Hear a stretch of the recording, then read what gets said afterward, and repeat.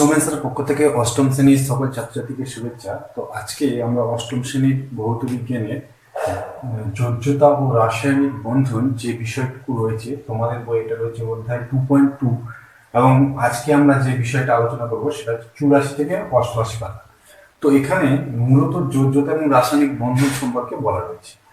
প্রথমে আমরা আমাদের পরিচিত বেশ কিছু পদার্থের কথা বলবো। যেমন ধরো, আমরা বাড়িতে সকলেই খাবার নুন বা খাদ্য লবণ ব্যবহার করি, সোডিয়াম ক্লোরাইড, এছাড়া আছে চুন, ঠিক আছে, জল। এখন এই সমস্ত পদার্থগুলো যদি তোমাদেরকে প্রশ্ন করা হয় কি দিয়ে তৈরি, তো তোমরা কি এগুলো পরমাণু দিয়ে তৈরি এগুলো বলবে? অ্যাকচুয়ালি এগুলো পরমাণু দিয়ে তৈরি নয়, এগুলো অ্যাকচুয়ালি আয়ন দিয়ে তৈরি। যদি আমরা সবকটা পদার্থের কথা বলি, যেমন চুন, সোডিয়াম ক্লোরাইড, জলটা অবশ্য নয়, জলটা সমুদ্রের যৌগ, পরবর্তীকালে পড়বে। চুন, সোডিয়াম ক্লোরাইড, এই সমস্ত পদার্থগুলো আমরা যদি বিশ্লেষণ করি দেখা যাবে যে এদের মধ্যে দুই ধরনের আয়ন আছে, ঠিক আছে। এক ধরনের আয়নকে আমরা ক্যাটায়ন বলবো, আর এক ধরনের আয়নকে অ্যানায়ন বলবো। তো সেই দুই ধরনের আয়ন কি হয়, ইতিমধ্যে তোমরা চিত্রটির চ্যাপ্টার করে ফেলেছো, সেখানে তোমরা ইতিমধ্যে জেনে এসছো যে আয়ন দুই ধরনের হয়, মানে চার্জ দুই ধরনের হয়, একটা হচ্ছে পজিটিভ, একটা নেগেটিভ। সেরকমই আয়নও দুই ধরনের হয়, একটা ধনাত্মক আয়ন আর একটা হচ্ছে ঋণাত্মক আয়ন। তো আয়ন বিষয়টা কি, আয়ন বিষয়ে তোমরা পরবর্তীকালে জানবে, আমি খুব সহজে এখন তোমাদের সাথে আলোচনা করার চেষ্টা করছি। আয়ন হচ্ছে কতগুলো পরমাণু, সেটা একটা হতে পারে বা অন্য বিভিন্ন ধরনের পরমাণু নিয়েও তৈরি হতে পারে। যখন তারা জোটবদ্ধ অবস্থায় কোনো একটা চার্জকে প্রকাশ করবে, অর্থাৎ ধনাত্মক চার্জ অথবা ঋণাত্মক চার্জকে প্রকাশ করবে, তখনই আমরা তাকে আয়ন বলবো। আয়ন মানে কিন্তু মাথায় রাখতে হবে যে তার মধ্যে কিন্তু চার্জ থাকবে, সেটা পজিটিভ নেগেটিভ যা কিছু হতে পারে।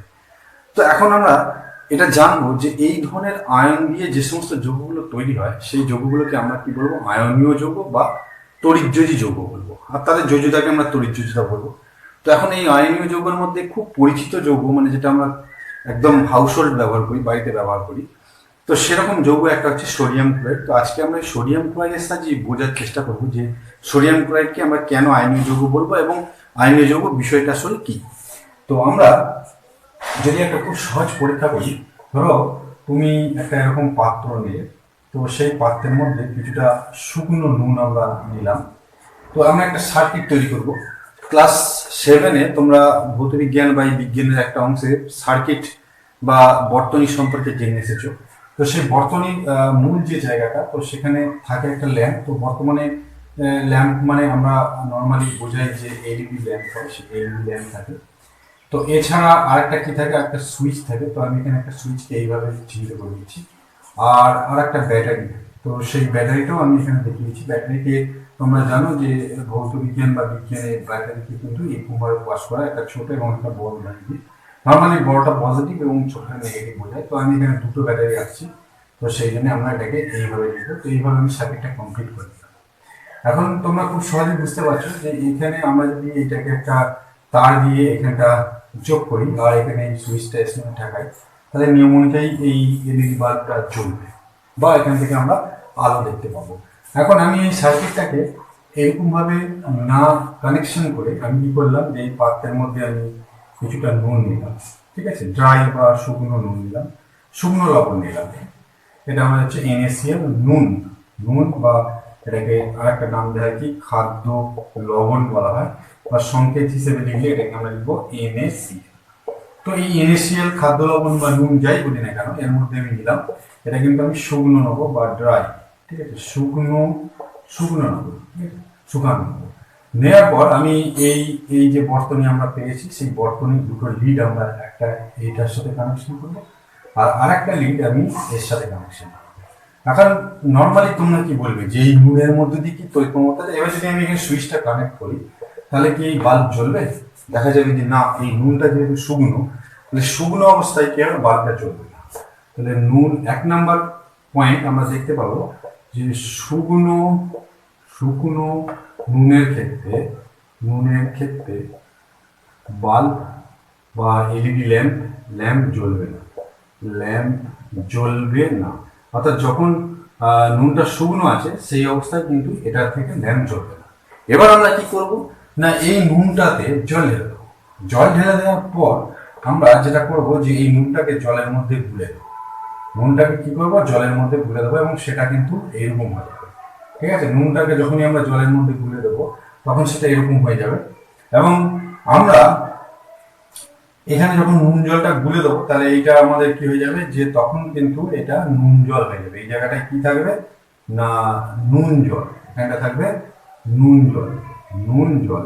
তো এই নুন জলের মধ্যে দিয়ে যখন আমি এরকম সার্কিটটাকে কানেকশন করব তখন কিন্তু দেখা যাবে যে এই ল্যাম্পটা জ্বলছে। তাহলে আমি 2 নম্বর ভিউ কি জানলাম, যে নুন জলের ক্ষেত্রে, নুন জলের ক্ষেত্রে আমরা কি দেখলাম যে বাল্ব বা ল্যাম্প জ্বলবে। ঠিক আছে, তাহলে নুন জলের ক্ষেত্রে ল্যাম্পটা কি হচ্ছে জ্বলছে, অর্থাৎ শুকনো নুনের ক্ষেত্রে ল্যাম্পটা কিন্তু জ্বলছে না, কিন্তু যখন আমরা এই এক্সপেরিমেন্টটা নুন জল দিয়ে করছি তখন কিন্তু দেখা যাচ্ছে ল্যাম্পটা জ্বলছে। তাহলে এই জায়গা থেকে আমরা কি ধারণা পাই, যে শুকনো নুন বিদ্যুৎ পরিবহন বা তড়িৎ পরিবহন করতে পারে না, কিন্তু নুনটা যখন আমি জলের মধ্যে গুলে দিচ্ছি সেই নুন জল কিন্তু বিদ্যুতের পরিবাহী হয়ে উঠছে। এখন তোমরা প্রশ্ন করবে তাহলে তো তারও বিদ্যুতের পরিবাহী, মানে এই যে পরিবাহী তারগুলো এগুলো তো বিদ্যুতের পরিবাহী, আর এই নুন জল এটাও তো বিদ্যুতের পরিবাহী, তাহলে দুটো কি একই জিনিস? নিশ্চয়ই একই জিনিস নয়। বিদ্যুতের পরিবহন করা মানে সেটা কিন্তু পরিবাহী হবে না। ঠিক আছে, মানে আমরা যেরকম তড়িতের পরিবাহী হিসেবে এই তারটাকে বলতে পারি, নুন জলটা কিন্তু সেই কোয়ালিটি নয়। দুজনের মধ্যে দিয়ে কিন্তু আলাদা বিষয়ে তড়িৎ পরিবাহিত হয়। এই তারের মধ্যে দিয়ে তড়িৎ পরিবহন করে কি জানো, এর মধ্যে দিয়ে মুক্ত ইলেকট্রন, বা তারের মধ্যে যে ইলেকট্রন থাকে তার তো একটা ধাতু, তো সেই ধাতুর মধ্যে দিয়ে কোনো না কোনো ধাতু বা মেটাল দিয়ে তারটা তৈরি হয়েছে, তো সেই তারের মধ্যে বা দিয়ে পরিবাহী তার যে আছে তার মধ্যে দিয়ে কিন্তু ইলেকট্রন গুলো তড়িৎ পরিবহন করে। কিন্তু এই যে নুন জল এর মধ্যে দিয়ে তড়িৎ পরিবহন করার ক্ষেত্রে কিন্তু ইলেকট্রনের ভূমিকা নেই, এখানে কিন্তু আয়ন তৈরি হয়, কতগুলো আয়ন তৈরি হয়, সে কি আয়ন আমি পরে বলছি বা পরে আসছি। সেই আয়নগুলো কিন্তু এখানে তড়িৎ পরিবহন করে।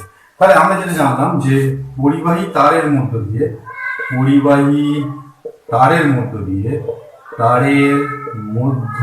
পরিবাহী তারের মধ্য দিয়ে ইলেকট্রন তড়িৎ পরিবহন করে। ঠিক আছে, ইলেকট্রন তড়িৎ পরিবহন করে। তাহলে পরিবাহী তারের মধ্য দিয়ে ইলেকট্রন তড়িৎ পরিবহন করে। অন্যদিকে কি হয়, যে এই যে পদার্থ, অর্থাৎ এখানে এই ধরনের পদার্থ মানে নুন, এই টাইপের পদার্থগুলোকে নাম কি বলে না, তড়িৎ বিশ্লেষ্য পদার্থ। তো এই তড়িৎ বিশ্লেষ্য পদার্থের মধ্য দিয়ে কি তড়িৎ পরিবহন করে, তাহলে এই ধরনের পদার্থ মানে এই নুন, এগুলো কি বলে তড়িৎ বিশ্লেষ্য। এগুলো অ্যাকচুয়ালি তড়িৎ বিশ্লেষ্য পদার্থ। পরবর্তীকালে তোমরা জানবে তড়িৎ বিশ্লেষ্য পদার্থ, এখানে সেটা আমরা কি নিয়েছি, নুন, মানে যেটাকে আমরা NaCl বা সোডিয়াম ক্লোরাইড বা নুন বলছি। এর মধ্য দিয়ে আয়ন তড়িৎ পরিবহন করে, আয়ন তড়িৎ পরিবহন করে। তাহলে তোমরা দুটো জিনিসের মধ্যে পার্থক্য করতে পারলে, যে আমরা সাধারণত তড়িৎ পরিবাহী যে তার মধ্যে দিয়ে ইলেকট্রন তড়িৎ পরিবহন করে, কিন্তু তড়িৎ বিশ্লেষ্য পদার্থ NaCl এর মধ্যে দিয়ে আয়ন তড়িৎ পরিবহন করে। তাহলে এর মধ্যে কি কি আয়ন তৈরি হয় সেগুলো এবার আমরা জানবো। দুই ধরনের আয়ন তৈরি হয়, সেই আয়নগুলো আমরা এখানে পরবর্তীকালে জানবো যে এই আয়নগুলো কি কি হতে পারে। একটা হচ্ছে ক্যাটায়ন আর একটা হচ্ছে অ্যানায়ন। তো এই চার্জযুক্ত যে কণা সেগুলোকে আমরা কি বলবো, আয়ন বলবো। তো সেই আয়নগুলো ক্যাটায়ন এবং অ্যানায়ন হয়। তো আমরা এই যে সোডিয়াম ক্লোরাইডকে যখন এরকম বিক্রিয়া করাচ্ছি জলের মধ্যে, তখন এটা দুটো আয়নে ভেঙে যায়। তো সোডিয়াম ক্লোরাইড NaCl এটা দুটো আয়নে ভেঙে যায় তড়িৎ বিশ্লেষণ করলে। তো এই চিহ্নটাকে বলে রিভার্স চিহ্ন, অর্থাৎ এই দিক থেকে বিক্রিয়াটা এদিকেও হতে পারে, বা মানে NaCl থেকে আয়নে বিশ্লেষণ হতে পারে, বা আয়ন থেকে NaCl ও হতে পারে, মানে এটা একটা উভমুখী বিক্রিয়া। সেই জন্য আমরা এরকম সিম্বল আমরা দিতে পারি, বা অনেক সময় অ্যারো দিয়েও তোমাদের নিচু ক্লাসে ক্ষেত্রে বোঝানো হয়। তো এটা দুটো আয়নে ভেঙে যেতে পারে, একটা হচ্ছে Na+ আর একটা Cl-। তো এই Na+ আর Cl- এই আয়নগুলো কিন্তু অ্যাকচুয়ালি এখানে তড়িৎ পরিবহন করে। ঠিক আছে, তো যাই হোক, তো এখন এই Na+ আর Cl- আয়নকে আমরা কি বলবো, দুটো আয়ন বলবো, এবং এই আয়নগুলোকে একটাকে বলবো ক্যাটায়ন, মানে যেটা Na+, সেটাকে আমরা কি বলবো, ক্যাটায়ন বলবো, আর আরেকটাকে যেটা মাইনাস সেটাকে আমরা কি বলবো, অ্যানায়ন বলবো। তাহলে ক্যাটায়ন এবং অ্যানায়ন জিনিসটা কি তোমরা বুঝতে পারলে, যেটা পজিটিভ চার্জযুক্ত আয়ন সেটাকে বলে ক্যাটায়ন, আর যেটা নেগেটিভ চার্জযুক্ত আয়ন সেটাকে বলে অ্যানায়ন। ঠিক আছে, তাহলে তোমরা আয়ন সম্পর্কে জানতে পারলে। তড়িৎযুক্ত যে পরমাণু তাকে আমরা আয়ন বলবো, তড়িৎযুক্ত বা তড়িৎগ্রস্ত। তাহলে তড়িৎযুক্ত পরমাণুকে কি বলে, পরমাণুকে আয়ন বলে। আয়ন দুই প্রকার, তড়িৎযুক্ত পরমাণুকে আয়ন বলে, এটি দুই প্রকার। দুই প্রকার, সেই দুই প্রকার আয়ন কি কি ইতিমধ্যেই তোমরা জেনে গেছো। একটা হচ্ছে ক্যাটায়ন, একটা হচ্ছে অ্যানায়ন। তাহলে পজিটিভ বা প্লাস তড়িৎযুক্ত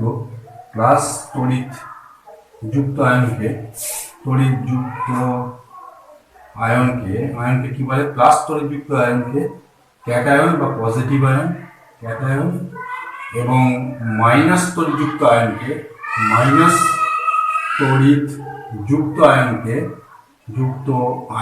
কি আয়ন বলে? এটাও তোমরা জেনে গেছো, আয়নকে অ্যানায়ন বলে।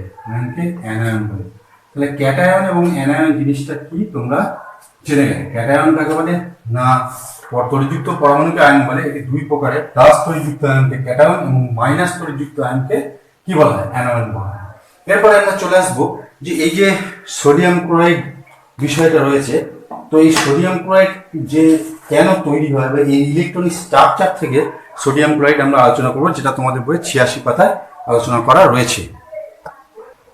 আচ্ছা, এরপরে আমরা আলোচনা করব যে সোডিয়াম ক্লোরাইড যৌগ যে তৈরি হয় বা NaCl যৌগের বা এর আণবিক গঠন, আণবিক গঠনটা কিভাবে হয়, আণবিক গঠন, এই বিষয়টা আমরা আলোচনা করব। অর্থাৎ এখানে কেন হঠাৎ করে Na+ এবং Cl- আয়ন গঠিত হয়, কেন এইভাবে এই যৌগটা তৈরি হয়, এই বিষয়ে আমরা আলোচনা করব। দেখো, আমরা ইতিমধ্যে সোডিয়ামের ইলেকট্রনিক স্ট্রাকচার পড়েছি। তো সোডিয়াম পরমাণু ক্রমাঙ্ক হচ্ছে তোমরা জেনেছো যে 11। তো এন এর পরমাণু ক্রমাঙ্ক কত? দেখবে তোমাদের আমি 20 অবধি লিখে দিয়েছিলাম, তো সেখান থেকে তোমরা পেয়ে যাবে সোডিয়াম পরমাণুর যে পরমাণু ক্রমাঙ্ক সেটা হচ্ছে 11, বা পারমাণবিক সংখ্যাও বলতে পারো। তার মধ্যে এই যদি 11 হয়, তাহলে সোডিয়াম পরমাণু ইলেকট্রনিক স্ট্রাকচারে আমরা দেখব যে এর মধ্যে 11টা হচ্ছে আমাদের প্রোটন আছে। মানে এটা যেহেতু Na1123 এইভাবে লেখা হয়, 11Na23, তার মানে এর মধ্যে তাহলে প্রোটন কতগুলো আছে? এর মধ্যে প্রোটন হচ্ছে 11টি। তো নর্মালি প্রোটন যদি 11টা হয়, তাহলে ইলেকট্রন কতগুলো হবে? ইলেকট্রন হবে 11টা। আর আমাদের এখানে নিউট্রন কণা, সেগুলো কত হবে? নিউট্রন হবে আমরা বাদ দিয়ে দেবো 23, মানে ভর সংখ্যা থেকে এটা বাদ দিয়ে দেবো 23 বিয়োগ 11, তার মানে আমাদের এখানে দাঁড়াবে কত? 12টি। তো এই হচ্ছে আমাদের মোটামুটি একটা সোডিয়াম পরমাণুর গঠন। অন্যদিকে আমরা এই সোডিয়াম পরমাণু তৈরি হলে ক্লোরিন পরমাণু দরকার। তো Cl এর পরমাণু ক্রমাঙ্ক তোমরা নিশ্চয়ই জানো যে Cl এর পরমাণু ক্রমাঙ্ক। Cl এর পরমাণু ক্রমাঙ্কটা কত? এর পরমাণু ক্রমাঙ্ক হচ্ছে 17। এটাও আমরা আগে আলোচনা করে এসেছি, আমি 20 অবধি তোমাদের লিখিয়ে দিয়েছিলাম। এবং এই ক্লোরিনের দুটো আইসোটোপ হয়, একটা 17Cl35 আর একটা হচ্ছে 17Cl37। তো আমি এখানে 17Cl35টা নিয়ে আলোচনা করছি, ঠিক আছে? এগুলো পরস্পরের আইসোটোপ 35 আর 37। তো এর মধ্যে এই স্ট্রাকচার থেকে আমি দেখেই বুঝতে পারছি যে এর মধ্যে প্রোটন, ইলেকট্রন, নিউট্রন কতগুলো করে আছে। তো আমি প্রথমে লিখছি প্রোটন। তাহলে প্রোটন কতগুলো আছে? প্রোটন হচ্ছে 17। নর্মালি ইলেকট্রনও কতগুলো থাকবে? না, ইলেকট্রন থাকবে হচ্ছে 17। আর আমাদের নিউট্রন, এটা আমরা বিয়োগ করে বার করে দিতে পারি। নিউট্রন হচ্ছে তাহলে 35 বিয়োগ 17, তার মানে হচ্ছে 7×15 68। তো এইভাবে আমরা কিন্তু এই পরমাণুগুলোর অ্যাটমিক যে পরমাণুর মধ্যে কতগুলো করে প্রোটন, কতগুলো করে ইলেকট্রন, কতগুলো করে নিউট্রন আছে, সেটা কিন্তু আমরা বার করে ফেললাম। এবার প্রশ্নটা হচ্ছে যে এদের ইচ্ছা কি? মানে এটা তোমরা পরবর্তীকালে জানবে যে একটা পরমাণু যখন গঠন আমরা এঁকেছিলাম তখন বলেছিলাম কে কক্ষে 2টো, এল কক্ষে 8টা, এম কক্ষে 18টা, এইভাবে ইলেকট্রনগুলো থাকতে পারে। কিন্তু এটা মাথায় রাখতে হবে যে পরমাণু স্টেবল বা সুস্থিত অবস্থা কোনটা। তাহলে পরমাণু বাইরের কক্ষে, এটা কিন্তু তোমরা একটু নোট রাখবে। পরমাণুর বাইরের কক্ষে যদি দুটি বা 8টি ইলেকট্রন থাকে, তাহলে পরমাণুর বাইরের কক্ষে যদি 2টি বা 8টি ইলেকট্রন থাকে, তবে পরমাণুটি সুস্থিত হয়। পরমাণু সুস্থিত হয়। তো এইরকম পরমাণু স্ট্রাকচার তোমরা নিশ্চয়ই জানো যে নিষ্ক্রিয় গ্যাসগুলোর ক্ষেত্রে আছে। যেমন ধরো হিলিয়াম, তো এই হিলিয়াম এর ক্ষেত্রে 2, তারপরে নিয়নের ক্ষেত্রে 2, 8, এইভাবে ইলেকট্রনগুলো আছে। তো বাইরের কক্ষে কটা আছে? 8টা, এর 2টো, তাহলে আর্গন এর ক্ষেত্রে দেখবে 2 8 8, তাহলে বাইরের কক্ষে কতগুলো আছে? 8টা ইলেকট্রন আছে, ঠিক আছে। তো এই বাইরের কক্ষে এগুলো 2 মানে হচ্ছে শুধু দুটো ইলেকট্রন বাইরের কক্ষে কে কক্ষে আছে। এটা কে কক্ষ, আমি এইভাবে লিখে দিচ্ছি। এর ক্ষেত্রে এটা হচ্ছে কে আর এল, এর ক্ষেত্রে কে এল এম।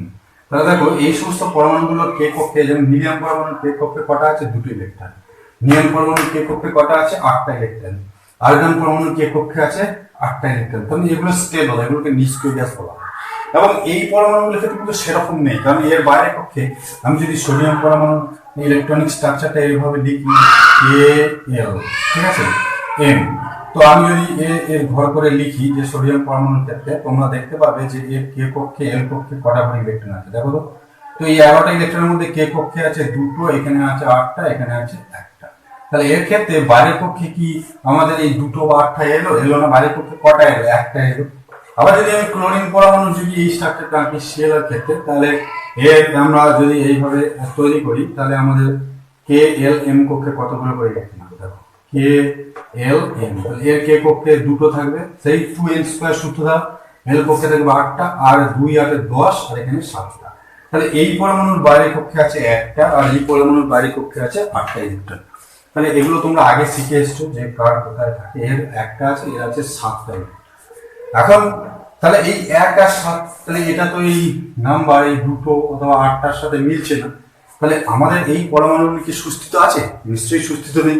তাহলে আমরা এখান থেকে বলবো যে সোডিয়াম ও সিএল পরমাণু সুস্থিত অবস্থায় নেই। পরমাণু সুস্থিত অবস্থায় নেই। সুস্থিত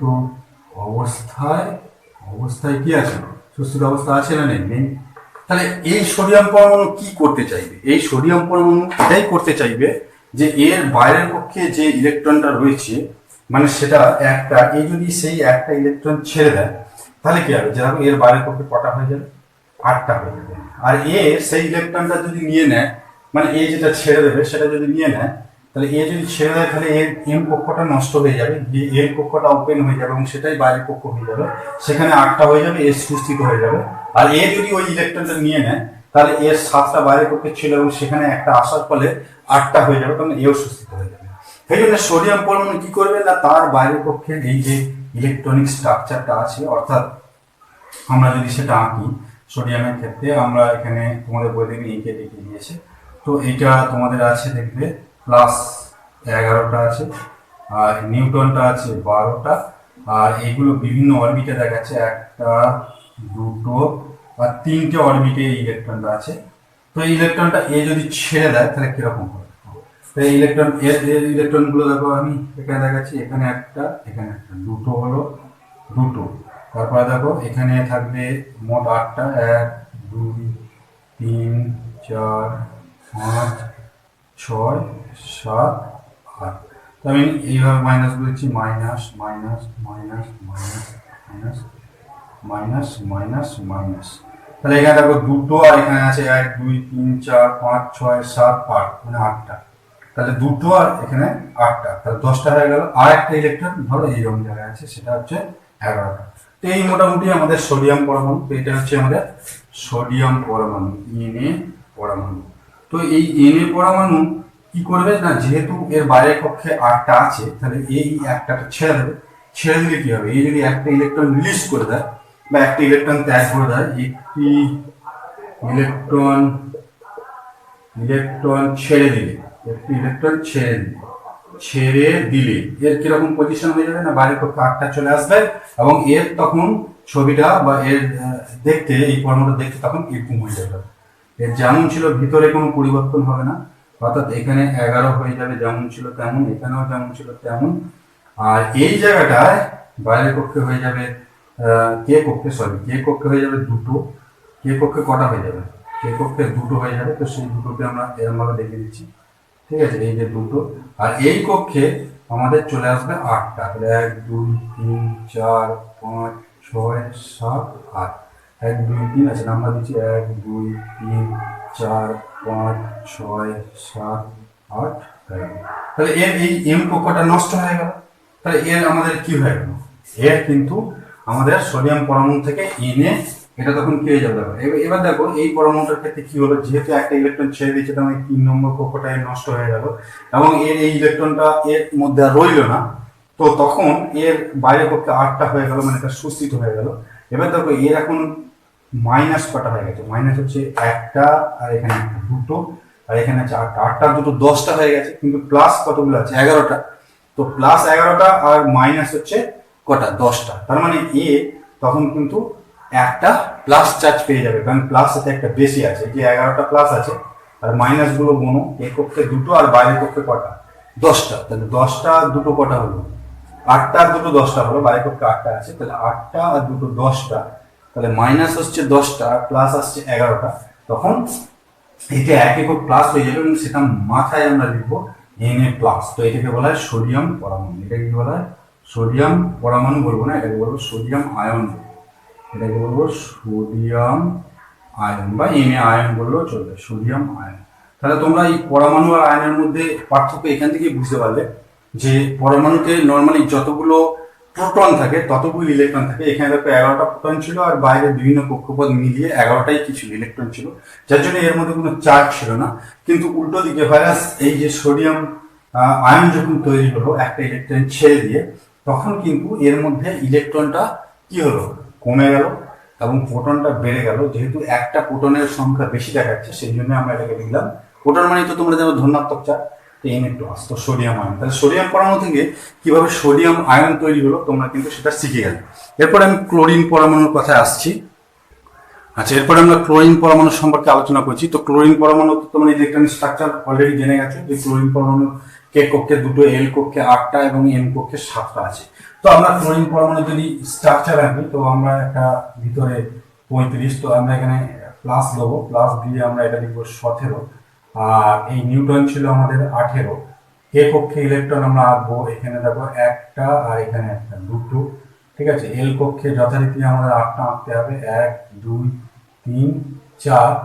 আচ্ছা, এবার আমি এই কোণে কোণে এঁকে দিচ্ছি 5 6 7 8। তো এখানে নাম্বার দিচ্ছি 1 2, মাইনাস দিচ্ছি 3 4 5 6 7 8। আর এর বাইরের কক্ষ দ্যাট ইজ এম কক্ষে আছে 7টা, তাহলে 1 2 3 4 5 6 7। তাহলে এখানে minus minus minus minus minus minus minus. তাহলে আমরা ক্লোরিন পরমাণুর কিরকম গঠন হতে পারে সেটা এঁকে দিলাম। তো ক্লোরিন পরমাণুর ক্ষেত্রে দেখলাম 17টা প্রোটন, 18টা নিউট্রন, আর বাইরের প্রথম কে কক্ষে দুটো, তারপরে 8টা এম কক্ষে, আর এম কক্ষে আছে 7টা ইলেকট্রন। তো এবার সোডিয়াম পরমাণু ওই যে একটা ইলেকট্রন রিলিজ করে দিয়েছে বা বের করে দিয়েছিল, সেই ইলেকট্রনটা যদি এ গ্রহণ করে, তাহলে আমি লিখবো যে একটি ইলেকট্রন গ্রহণ করবে, একটি ইলেকট্রন গ্রহণ করবে, গ্রহণ করলে এ কিরকম হয়ে যায় দেখো। আচ্ছা, এটা ছিল আমাদের সিএল পরমাণু, ক্লোরিন পরমাণু স্ট্রাকচার, ঠিক আছে। তো এই একটি ইলেকট্রন যদি গ্রহণ করে তাহলে এর ভেতরে তো কিছু চেঞ্জ হবে না। তো এখানে আমাদের প্লাস যেমন ছিল তেমন 17, নিউট্রন ছিল 18। আচ্ছা, কে কক্ষে আসবে আমাদের যেমন ছিল তেমন দুটো, তো সেটা আমি দুটো মাইনাস দিয়ে রেখে দিলাম। আচ্ছা, এই কক্ষে যা ছিল তাই 1 2 3, আচ্ছা 4 5 6 7 8। তো এগুলো নেগেটিভ দিয়ে দাও, 1 2 3 4 5 6 7, আর 1 2 3 4 5 6 7 8। আর এই কক্ষেও দেখো ওই ইলেকট্রনটা আসার ফলে আগে এই কক্ষে করা ছিল 7টা ছিল, 1টা 2টো 3টে 4টে 5টা 6টা 7টা এঁকে দিয়েছি। এবার একটা ইলেকট্রন ওই যেটা সোডিয়াম পরমাণু রিলিজ করেছিল সেটা যদি চলে আসে, এখানে 8টা, তাহলে এর বাইরের পক্ষে এখন 8টা চলে এসছে, মানে এটা সুস্থিত হয়ে যাবে, কারণ আমরা এখানে করে এসেছি দুটো বা 8টা থাকলে সুস্থিত হয়। তো এর বাইরের পক্ষে চলে আসবে 8টা এবং এটাও কিন্তু সুস্থিত হয়ে যাবে। তো এখানে 8টা এলে তাহলে এটা তখন কি হয়ে যাবে? তো আমরা জানি এখানে দেখো এখন আমাদের প্রোটন 17টা আছে, কিন্তু ইলেকট্রন কটা হয়ে গেছে 18টা হয়ে গেছে, কারণ দুটো 8টা 8টা, তাহলে 8 16 17 18। তাহলে এখন এর ইলেকট্রন এর মধ্যে যে প্রোটন আছে তার থেকে একটা বেড়ে গেছে। তো ইলেকট্রন মানে আমরা জানি নেগেটিভ চার্জ, তাহলে এই সিএল পরমাণুটা আর নিস্তরিত থাকবে, নিস্তরিত নিশ্চয়ই থাকবে না, তখন এটাকে আমরা কি লিখবো, সিএল মাইনাস লিখবো, কারণ এর মধ্যে একটা ইলেকট্রন বেশি আছে। তো এটাকে সিএল মাইনাস বলা হয়, অ্যাকচুয়ালি এটা হচ্ছে একটা সিএল মাইনাসটা কি, এটা হচ্ছে আয়ন একটা, কারণ যেহেতু এর মধ্যে চার্জ এসে গেছে তাহলে এটা হচ্ছে সিএল মাইনাস। তাহলে ওখানে আমরা দেখেছিলাম যে ক্লোরিন সোডিয়াম পরমাণু একটা ইলেকট্রন ছেড়ে দিলে হয়ে যাচ্ছে Na প্লাস আয়ন, অন্যদিকে ক্লোরিন পরমাণু সেই ইলেকট্রনটা গ্রহণ করলে হয়ে যাচ্ছে Cl মাইনাস আয়ন। এখন তোমরা প্রশ্ন করতেই পারো যে স্যার সোডিয়াম পরমাণু একটা ইলেকট্রন ছাড়লো, তো ওই একটা ইলেকট্রন না ছেড়ে ও আর একটা ইলেকট্রন তো নিতেও পারত। কখনোই এটা সম্ভব নয়, কারণ আমরা এই যে জায়গাটা থেকে বললাম প্রত্যেকটা পরমাণুর প্রচেষ্টা হচ্ছে কম কম করে যত সংখ্যক কম সংখ্যক ইলেকট্রন ছেড়ে দিয়ে অথবা ইলেকট্রন নিয়ে বাইরের কক্ষে দুটো অথবা আটটা তৈরি করে দেওয়া। তো এর বাইরের কক্ষে একটা মানে শেষ কক্ষে একটা বেশি আছে, এখন ও যদি ওই একটা বেশি ছেড়ে দেয় তাহলে ওর এই কক্ষে কটা চলে আসছে, এই যে এই কক্ষে, সরি এটা আমার হ্যাঁ এই কক্ষে কটা চলে আসছে, আটটা চলে আসছে। তার মানে এটাই তখন এর বাইরের কক্ষ হয়ে যাচ্ছে এবং আটটা ইলেকট্রন হয়ে যাচ্ছে, এই নিয়মে পড়ে যাচ্ছে এবং এটা সুস্থিত হয়ে যাচ্ছে। এখন যদি এই ইলেকট্রনটা রেখে দিয়ে বাইরের কক্ষে আটটা করতে চাইতো তাহলে একে কি করতে হতো, তাহলে এই কক্ষে আটটা ইলেকট্রন অন্য ভারত থেকে একে নিতে হতো। তাই কোন কাজটা সোজা, আটটা ইলেকট্রন এর পক্ষে নেওয়া সোজা না একটা ইলেকট্রন ছেড়ে দেওয়া সোজা? তো আমরা অবভিয়াসলি বলবো যে সাতটা নেওয়ার থেকে একটা ছেড়ে দেওয়া অনেক সোজা কাজ। তো এই জন্যই এ কি করে, একটা ছেড়ে দিয়ে সেখানে কি করে যে নিজে প্লাস চার্জ হয়ে যায় এবং গিয়ে বাইরের পক্ষে আটটা করে দেয়। অন্যদিকে তোমরা ক্লোরিন পরমাণুর ক্ষেত্রে দেখো যে এর বাইরের পক্ষে আছে সাতটা ইলেকট্রন, তো এ যদি বাইরের পক্ষে ওই সোডিয়ামের মতো আটটা করতে চায় তাহলে এ দুটো ভাবেই করতে পারতো, এই হয় এই সাতটা ছেড়ে দাও দিয়ে একে এই কক্ষপথ নষ্ট করে দিয়ে এবং এখানে আটটা হয়ে যেত, ঠিক আছে। কিন্তু এ সেটা না করে কি করে না এই কক্ষপথই একটা নিয়ে নেয়, কারণ এর ক্ষেত্রেও সেই একই কন্ডিশন, সাতটা ছেড়ে দেওয়ার থেকে একটা নেওয়া কিন্তু সোজা হয়। কারণ কেউই চাইবে না যে তার সাতটা বেরিয়ে যাক, বা ইলেকট্রন সাতটা বের করার থেকে একটা নেওয়া কিন্তু সোজা কাজ, মানে লেনদেনটা সবসময় কম সংখ্যক করতে হবে। তো এর ক্ষেত্রে একটা নেওয়াই সোজা, সেই জন্য এ কি করে ওই একটা ইলেকট্রন নিয়েই বাইরের কক্ষে, কিন্তু ঘটনা সেই একই করে, বাইরের কক্ষে আটটা করে দেয়। তো এই হচ্ছে মোটামুটি আমাদের বিষয়টা, সোডিয়াম পরমাণু থেকে কিভাবে সোডিয়াম আয়ন তৈরি হচ্ছে এবং ক্লোরিন পরমাণু থেকে কিভাবে ক্লোরিন আয়ন তৈরি হচ্ছে। তো এই সোডিয়াম আয়নটাকে বলবো আমরা ক্যাটায়ন এবং ক্লোরিন আয়নটাকে বলবো আমরা অ্যানায়ন। এবার দেখো যখন এরকম আয়ন তৈরি হয়ে গেল Na প্লাস আর Cl মাইনাস, তো এই Na প্লাস আর Cl মাইনাস এই দুটো আয়ন তৈরি হয়ে গেল, তো তোমরা নিশ্চয়ই জানো যে বিপরীতধর্মী আয়ন পরস্পরকে কি করে, আকর্ষণ করে। তো এই আকর্ষণ করবার জন্য এখানে কিন্তু যে যৌগটা তৈরি হয়ে যাবে সেটা হচ্ছে NaCl, এবং এই ধরনের যৌগকে আমরা কি বলবো, আয়নীয় যৌগ বা তড়িৎজয়ী যৌগ। তাহলে আয়নিক যৌগ বা আয়নীয় যৌগ বা তড়িৎজয়ী যৌগ বলবো। তাহলে এই ধরনের আয়নীয় যৌগগুলোর ক্ষেত্রে তোমরা এটা দেখলে যে এইগুলো কিন্তু দুটো বিপরীতধর্মী আয়ন তৈরি হয়ে তারপরে এই যৌগটা তৈরি হয়। এই জন্য এই ধরনের যৌগের গঠন কিন্তু খুব মজবুত হয়, কারণ এখানে দুটো বিপরীতধর্মী আয়ন পরস্পরকে কিন্তু আকর্ষণের মাধ্যমে যুক্ত হয়ে আছে, মানে এদের যে টানটা খুব অন্যান্য যৌগের থেকে বেশি হয় আয়নীয় যৌগ যে পরস্পর। এই জন্যই আয়নীয় যৌগকে আমরা যদি মানে কোনো আয়নীয় যৌগ গলাতে চাই বা আয়নীয় যৌগকে বাষ্পীভূত করতে চাই তাহলে কিন্তু অনেক বেশি আমাদের তাপ দিতে হয়, কারণ এদের বন্ধনটা এই যে সোডিয়াম আর ক্লোরিন যুক্ত হওয়ার জন্য যে একটা বন্ধন তৈরি হয়, এই বন্ধনটা কিন্তু খুব মজবুত হয়, যেহেতু দুটো বিপরীতধর্মী আয়ন এখানে পরস্পরকে আকর্ষণ করে এই যৌগটা তৈরি করে। তো আশা করি তোমরা সোডিয়াম ক্লোরাইড থেকে কিভাবে সোডিয়াম ক্লোরাইড আয়নীয় যৌগটা তৈরি হয় সেটা কিন্তু তোমরা বুঝতে পারলে। এরপরে আমরা সমযোজীবের অন্যান্য বিষয়গুলো সম্পর্কে জানবো। আচ্ছা, এরপরে আমরা আয়নীয় যৌগ কাকে বলে এই সংজ্ঞাটা সম্পর্কে জানার চেষ্টা করব। তো আয়নীয় যৌগে আমরা দেখলাম যে যখনই কোনো আয়নীয় যৌগ তৈরি হবে দুটো বিপরীতধর্মী আয়ন দিয়ে তৈরি হবে, তো সেই জন্য আমরা আয়নীয় যৌগের ক্ষেত্রে লিখব ধাতু বা অধাতু, ধাতু বা অধাতু, বা ধাতু ও অধাতু লিখলেও চলবে, ধাতু ও অধাতু বা বলার দরকার নেই। মানে আয়নীয় যৌগের ক্ষেত্রে নর্মালি একটা ধাতু একটা অধাতু হয়, ধাতু ও অধাতু, অধাতুর বিপরীতধর্মী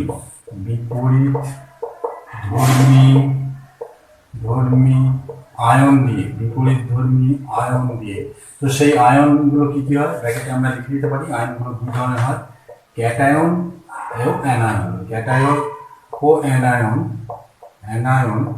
হ্যাঁ, তাহলে ধাতু ও অধাতু, অধাতু, ধাতু ও অধাতুর বিপরীতধর্মী আয়ন ব্র্যাকেটে ক্যাটায়ন ও অ্যানায়ন দিয়ে গঠিত যৌগকে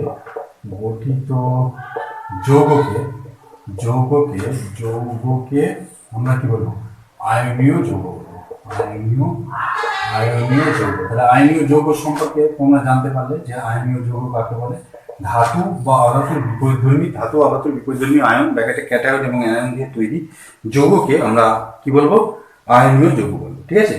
আচ্ছা, এবার এই আয়নীয় যৌগের যোজ্যতা কাকে বলে? তাহলে ধরো আয়নীয় যোজ্যতা কাকে বলে? আয়নীয় যোজ্যতা এই জায়গাটা তো একটু মাথায় রাখতে হবে, এটা তোমাদের বইতে ওইভাবে নেই, তবু আমি একটু বলে দিচ্ছি আয়নীয় যোজ্যতা কাকে বলে।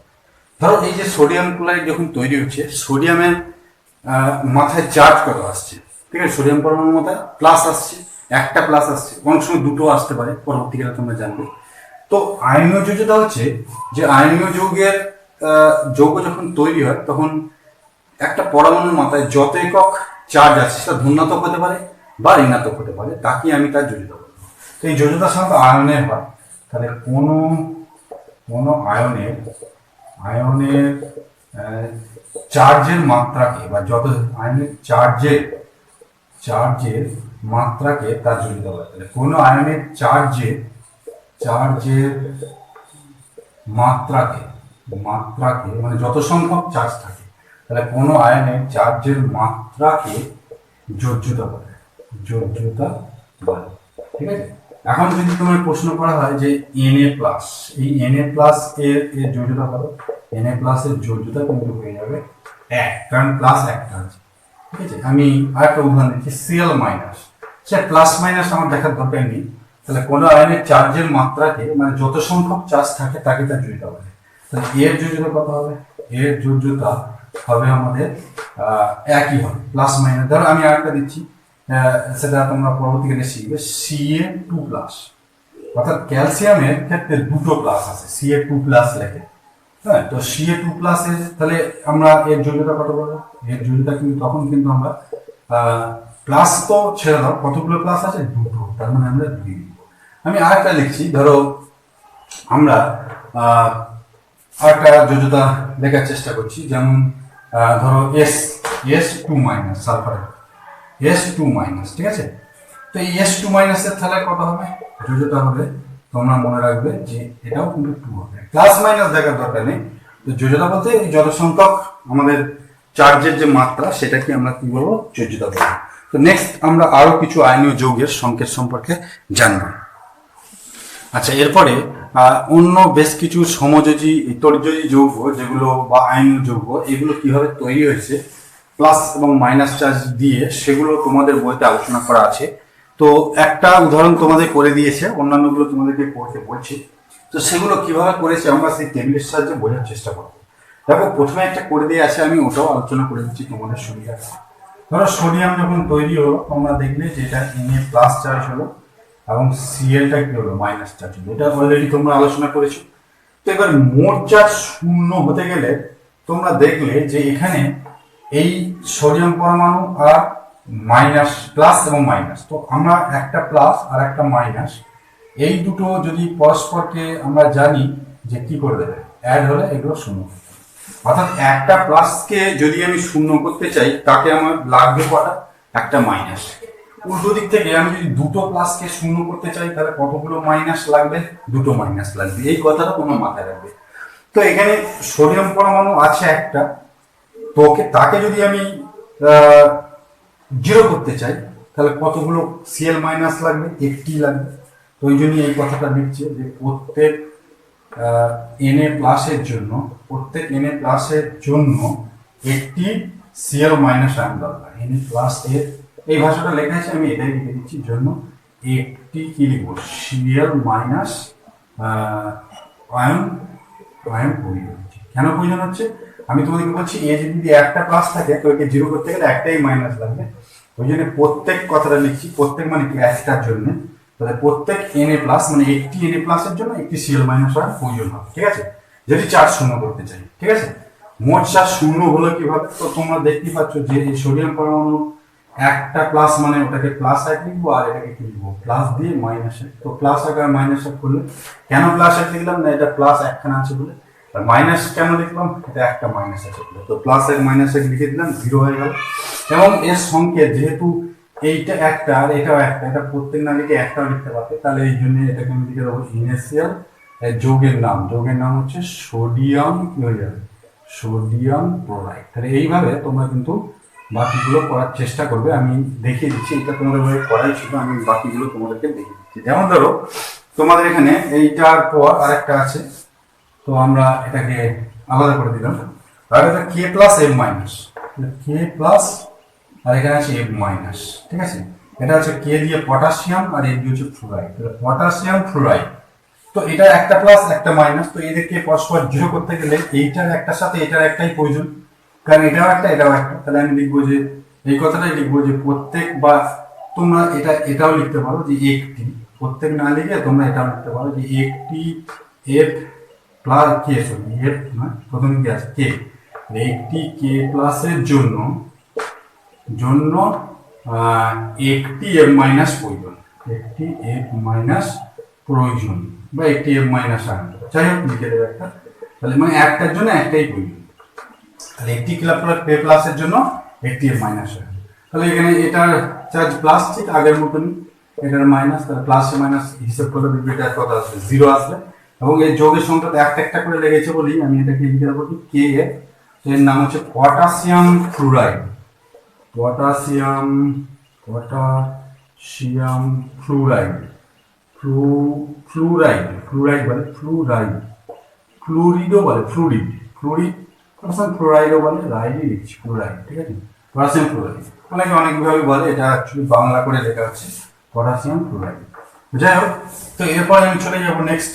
এখানে আরেকটি যে তোমাদের রয়েছে, দেখো Mg2+ আর Mg2+, আর একটা রয়েছে হচ্ছে O2-, তাহলে O2-, তো এইটা রয়েছে। তো এখানে দেখো এটা দুটো প্লাস দুটো মাইনাস রয়েছে, তো আমি যদি এইরকম একটা নিই তাহলে এরকম আরেকটা নিলেই তো 0 হয়ে যাবে, কারণ A2+ O2-, তার মানে এটা একটার সাথে এটা একটা নিলেই চলবে। তাহলে আমি এই কথাটাই লিখবো যে একটি Mg2+ এর জন্য একটি কি লিখবো, একটি O2- আয়ন প্রয়োজন, মানে 0 করতে গেলে এইগুলো দরকার। তো এবার আমরা এখানে যথারীতি বসিয়ে দেবো, এটা +2 প্লাস দিয়ে -2, এইগুলো হিসেব করলে দেখবে 0 আসবে। তো এগুলো একটা একটা করে নিয়েছি, তাহলে আমি এখানে লিখে দেবো MgO, এর নাম হচ্ছে ম্যাগনেসিয়াম অক্সাইড, ম্যাগনেসিয়াম কি লিখে দেবো, অক্সাইড। তাহলে এই যৌগটার নাম কি হয়ে গেল, ম্যাগনেসিয়াম অক্সাইড। তো আশা করি তোমরা এটা বুঝতে পারছো কিভাবে আমরা এই স্ট্রাকচার থেকে তৈরি করছি। নেক্সট আমাদের এখানে আরেকটা আছে Zn2+ S2-, তো আমরা এখানে লিখে দেবো Zn2+ আর কি আছে S2-, তাহলে S2-। তো এটাও দেখো দুটো প্লাস দুটো মাইনাস, মানে এরকম একটার সাথে এরকম আর একটা নিলে 0 হয়ে যাবে। তাহলে আমি এখানে লিখে দেবো যে একটি Zn2+ এর জন্য আমরা একটি কি নেবো, একটি S2- আয়ন, মানে এরকম একটার সাথে একটা নিলে কিন্তু এটা 0 হয়ে যাবে। তো চার্জ শূন্য, সেটা সেই একই, +2 প্লাস দিয়ে -2, তার মানে 0 আসবে। এগুলো একটা একটা করে নিলেই হবে জিঙ্ক সালফাইড, ZnS। তাহলে এটাকে আমি লিখে দেবো জিঙ্ক সালফাইড, এর নাম কি, জিঙ্ক সালফাইড। তো আমরা এটা এইভাবে করে যাব, সালফাইড। আশা করি তোমরা এগুলো বুঝতে পারছো। তো নেক্সট আমরা আরো যে সংকেতগুলো আছে সেগুলো তৈরি করার চেষ্টা করব। আচ্ছা, এরপরে আমরা নেক্সট আরেকটি যে ছক বা তালিকা রয়েছে সেটি আলোচনা করব। তোমাদের এখানে জিঙ্ক পর্যন্ত আমরা অলরেডি আলোচনা করে ফেলেছি। এবার দেখো ক্যালসিয়াম আছে Ca2+, ঠিক আছে, আর এর সঙ্গে আছে Cl-, এই জায়গাটা তোমরা একটু ভালো করে দেখো। তো এখানে আমরা দুটো প্লাস পাচ্ছি আর এর মাইনাস কটা পাচ্ছি, একটা পাচ্ছি। তাহলে আমি যদি এর একটা নিই আর এর একটা নিই তাহলে কিন্তু 0 হবে না, কারণ +2 আর -1 কখনই কি শূন্য করা সম্ভব। তাহলে এইটা +2 আছে, ঠিক আছে, তাহলে এইরকম মাইনাস আমাদের কটা নিতে হবে, দুটো নিতে হবে। কেন কি না, এর মধ্যে একটা মাইনাস আছে, সেই জন্য আমাকে এইরকম পরমাণুটাকে বলবো না, এরকম আয়ন যদি আমরা দুটো নিই তবেই কিন্তু আমরা কিন্তু এটাকে 0 করতে পারবো, ঠিক আছে। তাহলে আমরা এই ভাষাটা কি লিখবো, যে প্রত্যেক কি লিখবো, Ca2+ এর জন্য এখন কিন্তু এইটা আর একটা নিতে হবে না, তাহলে কি লিখতে হবে, দুটি। এই জায়গাটা কিন্তু তোমরা নোট রাখবে যে দুটি কি লাগছে, এর জন্য এর সংখ্যাটা কিন্তু আলাদা হয়ে যায়, দুটি Cl- আয়ন। মানে আমরা যদি 0 করতে চাই তাহলে এইটা একটা যদি নিই তাহলে এর কিন্তু দুটো নিতে হবে। তো চার্জটা কিভাবে তখন শূন্য হবে, এর যে +2, তাহলে আমি কি লিখে দেবো, +2 লিখে দিলাম। আর এইটা দুটো নিয়েছি বলে তাহলে 2 × কি লিখে দেবো, -1, দেখো 0 হয়ে যাবে। +2 আর প্লাসে এটা প্লাস দিয়ে, তাহলে প্লাসে মাইনাসে -2, তার মানে 0 হয়ে গেল। তাহলে এইটা আমাকে কটা নিতে হবে? দুটো নিতে হবে। বা এখান থেকেও বুঝতে পারছো। তাহলে আমি যদি ক্যালসিয়াম একটা নিই, তার সাথে ক্লোরিন কটা নিতে হবে? এখান থেকেও বুঝতে পারছো যে দুটো নিতে হবে। সেই জন্য এটা তখন Cl এই নিচে কি লিখতে হবে? 2 লিখতে হবে। অর্থাৎ Cl2। কেন 2 লিখতে হলো? না, এটা দুটো দিয়েছি বলে। তো এই যৌগটার নাম কি হয়ে যাবে? Calcium chloride. ক্যালসিয়াম কি হয়ে যাবে? Calcium chloride. এই যৌগটার নাম তাহলে ক্যালসিয়াম ক্লোরাইড। আচ্ছা, নেক্সট আমরা পরের একটাতে চলে আসবো। Na প্লাস, Na প্লাস, ঠিক আছে, Na প্লাস আছে, এর সাথে আছে O2 মাইনাস, O2 মাইনাস, ঠিক আছে, O2 মাইনাস, তার মানে ও লিখে মাথায় 2 মাইনাস, ঠিক আছে, অসুবিধা নেই। তো এইভাবে আছে। তো একে যদি 0 করতে চাই, দেখো এর আবার উল্টো হয়ে গেছে, এখানে প্লাস একটা মাইনাস কটা হয়ে গেছে, দুটো হয়ে গেছে। তাহলে আমি যদি এইটা একটা নিই, তাহলে একে 0 করা সম্ভব নয়। কারণ কি, এখানে প্লাস একটা নিয়ে -2কে 0 কিভাবে করবো? তাহলে তোমরা যদি চাও, তাহলে এটাকে কটা নিতে হবে? দুটো নিতে হবে। তা আমি এই জায়গাটা আমি এইভাবে লিখবো যে দুটি আমাদের Na প্লাসের জন্য আমাদের একটি কি নিতে হবে? একটি হচ্ছে O2 মাইনাস আয়ন। মানে এরকম যদি দুটি প্লাস নিই, তার সঙ্গে কিন্তু আমাদের একটা মাইনাস নিতে হবে, তবেই এটা শূন্য হবে। তোমরা এখানেও দেখো বিষয়টা ভালোভাবে বুঝতে পারবে। 2 × +1 প্লাস দিয়ে আমরা কি লিখে দেবো? -2। দেখো এটা যদি দুটো নিই, তবে কিন্তু এটা সঙ্গে 0 হবে। তার মানে এটা +2 হয়ে যাবে, আর এটা কি হয়ে যাবে? এটা হচ্ছে প্লাস -2, তবে 0 আছে। তাহলে এইটা আমাকে কটা নিতে হবে? দুটো নিতে হবে। তাহলে এইটার সংকেত কিন্তু আমি তখন লিখবো Na2O। কি লিখবো? Na2O, sodium oxide. এটার নাম কি হচ্ছে? Sodium oxide. তাহলে সোডিয়াম অক্সাইডও কিন্তু একটা আয়নিক যৌগ, কারণ এটা আয়ন থেকে তৈরি হচ্ছে, ঠিক আছে, সোডিয়াম অক্সাইড। এখানে তোমাদের আরেকটা আছে Al3+, Al3+, আর হচ্ছে O2 মাইনাস। তো এখন এটা 0 কিভাবে করবো? তো তোমরা এখানে তিনটে প্লাস দুটো মাইনাস, তো এখানে একটা করে নিয়ে সম্ভব নয়, বা এটা দুটো নিয়েও সম্ভব। তোমরা জাস্ট করবে কি, 3 আর 2 লসাগু করবে। 3 আর 2 লসাগু কত? 6। 3 আর 2 লসাগু করে নেবে। 3 আর 2 লসাগু 6। তাহলে এইটাকে 6 করতে গেলে 2 দিয়ে নিতে হবে, আর এটাকে 6 করতে গেলে 2 কে 6 করতে গেলে কত দিয়ে গুণ করতে হবে? 3। তাহলে এরকম যদি আমি দুটো নিই, আর এরকম যদি আমি 3টে নিই, তাহলে আবার 0 হয়ে যাবে। পারলে তোমরা এই জায়গাটা আগে করে নেবে। তাহলে এরকম আমি কটা নিতে বলছি? দুটো। তাহলে 2 × +3, আর প্লাস দিয়ে এরকম 3টে নিতে বলছি, 3 × -2। তাহলে বুঝতে পেরেছো কেন আমরা করলাম না? এই 3 আর 2 এর আমরা লসাগু করে নিয়ে 3 × 2 = 6 এলো দেখলাম। সেই 6 আনতে গেলে একে 2 দিয়ে আর একে 3 দিয়ে গুণ করতে হবে। এই জায়গাটা আগে করে নাও। তাহলে এটা আসছে থাকবো +6, এখানটা কত আসবে? +6 আসবে, আর এখানটা -6, তাহলে 0 হয়ে যাবে।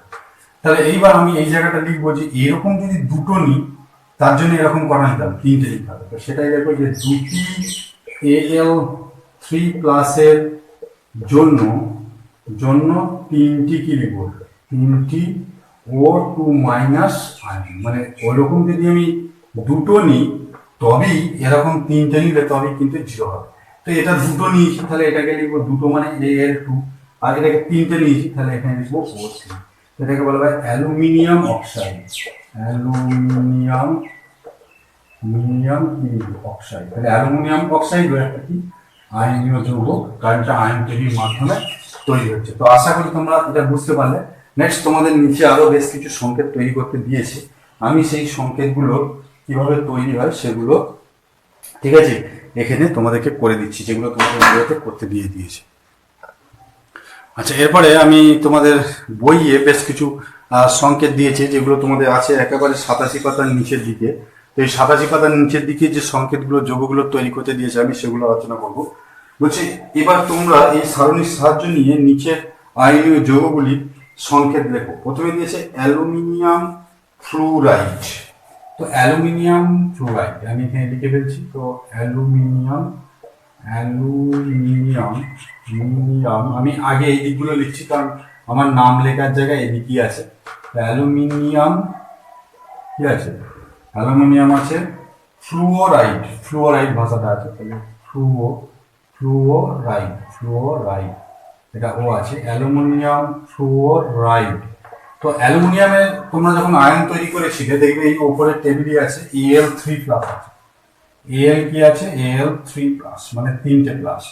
আর ফ্লুরাইডের ক্ষেত্রে আছে F-, তাহলে F কি আছে? মাইনাস। তো এখান থেকে দেখি বুঝতে পারছো যে এর 3টে প্লাস আছে, এর একটা মাইনাস আছে। তাহলে আমি যদি জিরো করতে চাই তাহলে এরকম একখানার সঙ্গে এরকম ওখানে নিতে হবে, মাইনাসটা 3টে নিতে হবে। পারলে তোমরা এই জায়গাটা আগে করে দেবে, তাহলে এখানে +3 লিখে দেবে, আর এখানে প্লাস দিয়ে 3 × -1 লিখে নেবে। তাহলে এটা তোমার +3, এটা দেখো প্লাস মাইনাসে -3, তখন 0 চলে। তাহলে আমরা এই জায়গাটায় লিখবো যে একটি Al3+ এর জন্য, একটি Al3+ এর জন্য 3টি কি আসবে? 3টি F-, F-, মানে এটাকে যদি 0 করতে চাই তাহলে একটা Al3+ এর সঙ্গে 3টে F-, তার সংকেতটা কি হয়ে যাবে? তাহলে একটা অ্যালুমিনিয়াম নিচে আর 3টে ফ্লুরিন নিচে, তাহলে Al-F3 কি লিখবো? অ্যালুমিনিয়াম ফ্লোরাইড তাহলে কিরকম হবে? Al-F3। আশা করি তোমরা বুঝতে পেরেছো অ্যালুমিনিয়াম ফ্লোরাইড। জিঙ্ক অক্সাইড, তো আমি এদিকে লিখে ফেলছি জিঙ্ক অক্সাইড। তো আমরা লিখে ফেলি জিঙ্ক কি লিখবো? Oxide, zinc oxide. তাহলে জিঙ্ক অক্সাইড কোথায় পাবো? তো জিঙ্কের ওপরে তোমরা দেখছো জিঙ্কের যে আয়ন তৈরি হয় Zn2+, ঠিক আছে, আর অক্সাইডের কি হয়? O2-। তো এখানে +2, এখানে -2, তাহলে 0 করা খুবই সহজ। এরকম একটার সঙ্গে এরকম একটা মিলিয়ে হয়ে যাবে। তো এখানে এই হিসেবে আমরা ডাইরেক্টলি লিখে দেবো যে একটি Zn2+ এর জন্য আমাদের কি দাঁড়াবে? একটি O2- আয়ন হইল। তো এর চার্জ তো ডাইরেক্টলি 0 হয়ে যাবে, +2 আর প্লাস দিয়ে -2, তো আমরা আমাদের 0 লিখে দেবো, দুটোই সেম জিনিস আছে। তো এরকম একটা এই এখান থেকে দেখতে পাচ্ছি, তাহলে এটা ZnO, জিঙ্ক অক্সাইডের সংকেত তাহলে কি হয়ে যাবে? ZnO। তারপরে দেখো আছে পটাশিয়াম ক্লোরাইড। নেক্সট আছে পটাশিয়াম কি আছে? ক্লোরাইড। তাহলে পটাশিয়াম ক্লোরাইড কিরকম ভাবে হবে? Chloride, potassium chloride. এই পটাশিয়াম ক্লোরাইড কিরকম হবে? তো পটাশিয়াম তোমরা আগে দেখবে ওই উপরের তালিকায় আছে K+, আর ক্লোরিন মানে ক্লোরাইড আসছে Cl-। তো এটা একটা করেই আছে। তাহলে আমি লিখবো যে একটি K+ এর জন্য আমাদের একটি কি প্রয়োজন? একটি Cl- প্রয়োজন, বা Cl- কি লিখবো? আয়ন। এর জন্য একটার জন্য একটাই লাগবে, কারণ দুটোই সেম সংখ্যক প্লাস মাইনাস আছে, ওতে একটা প্লাস, ওতেও একটা মাইনাস আছে। সুতরাং আমাদের এখানে অসুবিধা কিছু হবে না, আমরা ডাইরেক্টলি করতে পারবো। তো এই জায়গায় চলে আসছি, দেখো আমরা তাহলে এখান থেকে লিখে দেবো যে এটা প্লাস হয়, প্লাস দিয়ে মাইনাস হয়, তার মানে আমাদের 0 চলে এলো। আর এটা আমরা ডাইরেক্টলি লিখে দেবো KCl, অর্থাৎ পটাশিয়াম ক্লোরাইডের সংকেত হলো KCl। তো আমরা চলে আসি নেক্সট ক্যালসিয়াম অক্সাইড, আমাদের বই লিখে দেওয়া আছে। তো আমি এই দিকে লিখে নেবো, যৌগের নাম লেখার জায়গা আমাদের এইখানে আছে। তো আমি এখানে লিখবো যে কি ক্যালসিয়াম অক্সাইড। তো আমি ক্যালসিয়াম অক্সাইডটা ফার্স্ট এখানে লিখে নেবো, ক্যালসিয়াম অক্সাইড। ক্যালসিয়াম তো আমরা পড়েছি Ca2+, আর অক্সাইড কি হয়? O2-। তো এখানে দুটো প্লাস দুটো মাইনাস আছে, তাহলে আমরা ডাইরেক্টলি লিখবো কি একটি Ca2+ এর জন্য 0 করতে গেলে একটি কি লিখবো? একটি আমাদের হচ্ছে আচ্ছা, এটার জন্যটা এখানেই দেবো, তাহলে ফরম্যাটটা আমাদের এক জায়গাতেই থাকবে। Ca+ এর জন্য একটি কি লিখবো? O2- ion. তার মানে একটা করে এগুলো নিতে হবে। তো ডাইরেক্টলি আমরা লিখে দেবো +2 প্লাস দিয়ে -2, তার মানে 0। তো একটা করে নিলে তাহলে আমরা ডাইরেক্টলি সংকেত লিখে দেবো CO, অর্থাৎ ক্যালসিয়াম অক্সাইড। তো নেক্সট আমরা এখানে আর একটি রয়েছে, সেটি আমি তোমার সাথে এবার আলোচনা করব।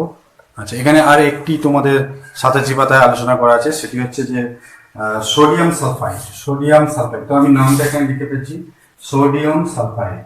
তোমাদের এখানে আছে সোডিয়াম সালফাইড। তো এর সংকেত আমরা কিভাবে পাবো? দেখো সালফাইড।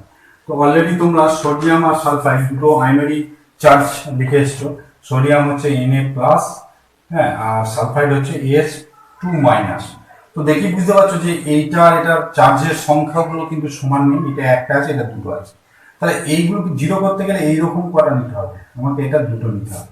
তাহলে আমি লিখে দিতে পারি যে প্রত্যেক বা একটি, তোমরা একটি লিখলে এটা তোমাদের বুঝতে সুবিধা হবে। যে একটি Na প্লাস এর জন্য, একটি Na প্লাস এর জন্য নিলে হবে না, এটা কটা নিতে হবে, দুটি Na প্লাস এর জন্য আমাদের কিন্তু একটি কি নিতে হবে, S2 মাইনাস আয়ন, মানে এটাকে জিরো করতে গেলে এরকম যদি দুটো নিয়ে এরকম কটা নিতে হবে, একটা নিতে হবে। তো সেখানে চার্জটা দেখিয়ে দেবে 2 ইন্টু প্লাস 1, তাহলে এবার প্লাস দিয়ে -2, তার মানে এটা আসছে 2 প্লাস মাইনাস 0। তাহলে আমরা এটা কটা নিয়েছিলাম, এটা দুটো নিয়েছিলাম, তাহলে আমরা এখানে লিখব কি Na2S, অর্থাৎ সোডিয়াম সালফাইডের সংকেত হয়ে যাবে Na2S। তো আশা করি তোমরা এই যে সংকেতগুলো তোমাদের বই তৈরি করতে দিল, এগুলো তোমরা বুঝতে পারলে। তো এরপরে আমরা 88 পাতায় চলে যাব। এখানে তোমাদের বেশ কিছু পরিবর্তনশীল যোজ্যতা সম্পর্কে বা চার্জ সম্পর্কে বলা আছে, তো আমি সেইগুলো এবার আলোচনা করব। আচ্ছা, এরপরে আমরা বেশ কিছু ক্যাটায়নের কথা জানবো, যে ক্যাটায়নগুলোর চার্জ কিন্তু একরকম হয় না। ইতিপূর্বে আমরা যে ক্যাটায়নগুলো ধাতুর ক্ষেত্রে আলোচনা করে এসেছি, সেই সমস্ত ধাতুগুলোর ক্ষেত্রে, যেমন ধরো সোডিয়াম, পটাশিয়াম, ক্যালসিয়াম, এদের ক্ষেত্রে কিন্তু চার্জগুলো একই। কারণ তোমরা দেখেছো বইয়ের তালিকায় এক চার্জ দেওয়া ছিল, সেই চার্জগুলো থেকে কিন্তু আমরা নিচের দিকে যে যৌগগুলোর সংকেত তৈরি করতে বলা হয়েছিল, সেগুলোর চার্জগুলো কিন্তু আমরা ওই প্রথম তালিকায় দেওয়া চার্জ থেকেই ব্যবহার করেছি। যেমন ধরো অ্যালুমিনিয়াম ক্লোরাইড যৌগের ক্ষেত্রে আমরা অ্যালুমিনিয়ামের চার্জটা +3 ধরেছি, আবার অ্যালুমিনিয়াম অক্সাইডের ক্ষেত্রে অ্যালুমিনিয়ামের চার্জটা +3 ধরেছি। আবারও বলছি, অ্যালুমিনিয়াম ক্লোরাইড যৌগের ক্ষেত্রে আমরা অ্যালুমিনিয়ামের চার্জটা +3 ধরেছি, অ্যালুমিনিয়াম অক্সাইডের ক্ষেত্রেও কিন্তু আমরা অ্যালুমিনিয়ামের চার্জটা কি ধরেছি, +3 ধরেছি। কিন্তু বেশ কিছু কিছু ধাতু আছে, যে ধাতুগুলোর চার্জ মানে একই ধাতু, তাদের কিন্তু চার্জ একই রকম নাও হতে পারে, চার্জ বিভিন্ন রকমের হতে পারে। তো যাদের ক্ষেত্রে এই চার্জগুলো বিভিন্ন, কোনো জায়গায় দেখা যাবে +3 চার্জ দেখাচ্ছে, কোনো জায়গায় +2 চার্জ দেখাচ্ছে, কোনো জায়গায় +1 দেখাচ্ছে, কোনো জায়গায় +2 দেখাচ্ছে। তো এইরকম যে সমস্ত ধাতুগুলোর চার্জগুলো বিভিন্ন রকমের দেখায়, তাদেরকে কি বলা হয়, পরিবর্তনশীল চার্জযুক্ত যৌগ, পরিবর্তনশীল চার্জযুক্ত পরমাণু বলা হয়ে থাকে। ঠিক আছে, তো আমরা এরকম পরিবর্তনশীল চার্জযুক্ত ধাতুগুলোর সম্পর্কে জানবো। ঠিক আছে, তো যে সমস্ত ধাতুর কথা বলা হয়েছে, সেই সমস্ত ধাতুগুলোর মধ্যে বেশ কিছু কিছু যৌগ বা ধাতু পরিবর্তনশীল চার্জ দেয়। তো এদের মধ্যে কম চার্জের যে আয়ন, তাকে আমরা বলবো আস, আর বেশি চার্জের আয়নটাকে আমরা কি বলবো, ইক। ঠিক আছে, তাহলে যেসব ধাতু পরিবর্তনশীল, যেসব ধাতু পরিবর্তনশীল চার্জে, যেসব ধাতু পরিবর্তনশীল চার্জের আয়ন তৈরি করে,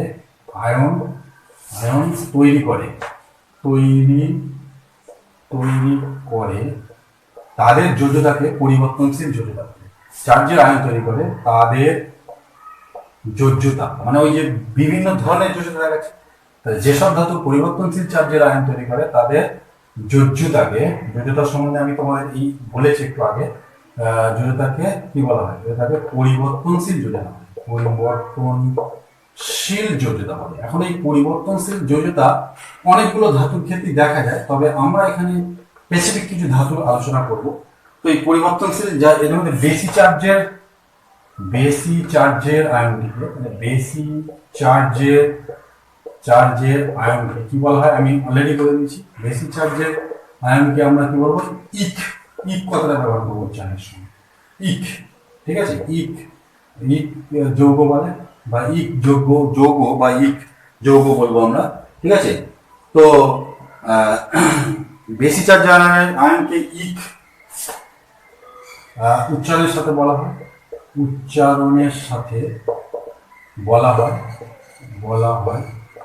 আর কম চার্জের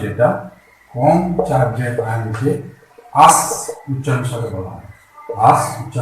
বলা হয়, আশা করি তোমরা বুঝতে পারলে। এখন 4টে ধাতুর নাম তোমাদের বইয়ে দেওয়া আছে, যাদের আস এবং ইক এরকম যোজ্যতা দেখতে পাওয়া যায়। সেই 4টে হলো কি কি, তামা, লোহা, তামা, মার্কারি এবং টিন। কি বলা হয়েছে, লোহা, তামা, ঠিক আছে, মার্কারি মানে পারদ, তোমরা লিখতে পারো পারদ ও টিন। তো এদের ক্ষেত্রে পরিবর্তনশীল যে যোজ্যতা বা পরিবর্তনশীল যে আমরা চার্জযুক্ত যে আয়ন পাবো, তাহলে এদের পরিবর্তনশীল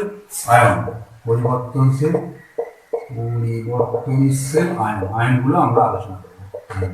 তো কি কি আয়ন দেখতে পাওয়া যায় সেগুলো আমরা আলোচনা করব।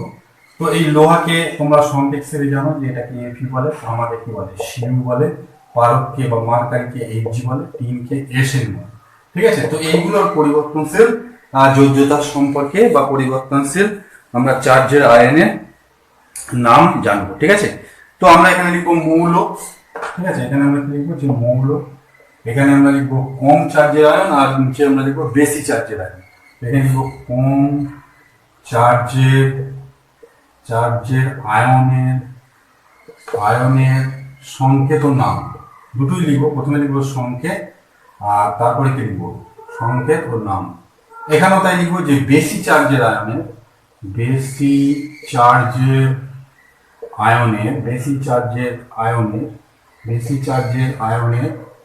সংকেত আর নাম। তাহলে সংকেত এবং নামগুলো আমরা জানি। ঠিক আছে, তো কম চার্জের আয়নের যৌগগুলোর সংকেত এবং নাম, এবং বেশি চার্জের আয়নের সংকেত আর নাম আমরা জানি। তো আমরা প্রথম যে মৌলটা বেছে নেবো সেটা হচ্ছে যে আমাদের আয়রন, এফি। তো এফির ক্ষেত্রে দুই রকম দেখতে পাওয়া যায়। আয়রন দুই রকম ভাবে চার্জ দিতে পারে, একটা হচ্ছে Fe2+, আর একটা হচ্ছে এফি আমাদের হয়ে যাচ্ছে 3+। তো Fe2+ কে কি বলা হয়? Fe2+ কে বলা হয় কি ফেরাস বলা হয়। ঠিক আছে, ফেরাস আয়ন বা একে বলা হয় ফেরাস আয়ন বলা হয়। ফেরাস আয়ন আমি লিখছি, উচ্চারণ হবে ফেরাস আয়ন। Fe2+ কি বলা হয়? Ferrous ion. আর এটাকে আমাদের বলা হবে কি ফেরিক আয়ন। এটাকে কি বলা হবে? Ferric ion. তাহলে এটাকে আমরা নামটা কি লিখবো? Ferric ion. ফেরাস আয়ন এবং ফেরিক আয়ন বোঝা গেল নামগুলো। এবার ফেরাস আয়রনকে আমরা যা কিছুই বলি ফেরাস দিয়ে বলতে হয়, ফের কথাটা আসবে। তো 2+ হলে ফের যুক্ত আস, ফেরাস, ফের যুক্ত ই, তার মানে হচ্ছে ফেরিক। ঠিক আছে, এইভাবে আসে আস এবং ই। তো এইভাবে আমরা কপারে চলে যাব, সিইউ। তো এই সিইউ এর ক্ষেত্রে একটা আছে Cu+, আর হচ্ছে Cu2+। ঠিক আছে, তো এই Cu+ কে আমরা কি বলবো? এটাকে বলবো কিউপাস আয়ন। আর এই যে বেশি চার্জের যেটা রয়েছে সেটাকে আমরা কি বলবো? কিউপিক আয়ন। কিউপিক আয়ন। একটু তোমরা এগুলো মনে রাখবে, কিউ যুক্ত পিক কিউপিক, কিউ যুক্ত পাস মানে কিউপাস। এই যেখানে ইক যোগ হচ্ছে, এখানে আস যোগ হচ্ছে, কিউ যুক্ত আস কিউপাস, কিউব যুক্ত আস কিউপাস, আর কিউব যুক্ত ইক সমান কিউপিক। তো এরপর আমরা চলে আসবো কি এইচজি। এই মার্কারির ক্ষেত্রে দুটো যোজ্যতা দেখতে পাওয়া যায়। সেই যোজ্যতাগুলো কি কি হলো? একটা হচ্ছে Hg2 3+, আর হচ্ছে Hg2+। ঠিক আছে, Hg2 3+, তাহলে সেটাকে কি বলা হয়? Hg2 3+। একটা আসছে Hg2+। তো এইটা কম চার্জের আয়ন, মানে 3 কে 2 দিয়ে ভাগ হয়ে যাবে। তো এটাকে বলা হয় কি মার্কিউরাস, আর এটাকে বলা হয় মার্কিউরিক। তাহলে মার্কিউরাস এবং মার্কিউরিক, তোমরা লিখবে মার্কিউরাস। ঠিক আছে, মার্কিউরাস আয়ন। আর এটাকে আমরা লিখবো কি মার্কিউরিক আয়ন। মানে পারদের ক্ষেত্রে এটা আসে মার্কিউরিক আয়ন। তাহলে মার্কিউরাস আয়ন এবং মার্কিউরিক আয়নের সংকেত তোমরা তৈরি করতে শিখে গেলে, এগুলোকে তোমাদের মনে রাখতে হবে। এরপরে আসছি স্ট্যানাস এবং স্ট্যানিক। তিনের ক্ষেত্রে পরিবর্তনশীল যোজ্যতা দুটো দেখতে পাওয়া যায়, এসএন।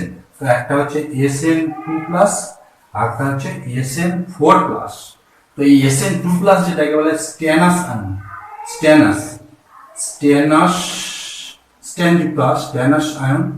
আর এটাকে কি বলা হয়? Stannic ion. এটাকে বলা হয় কি স্ট্যানিক আয়ন।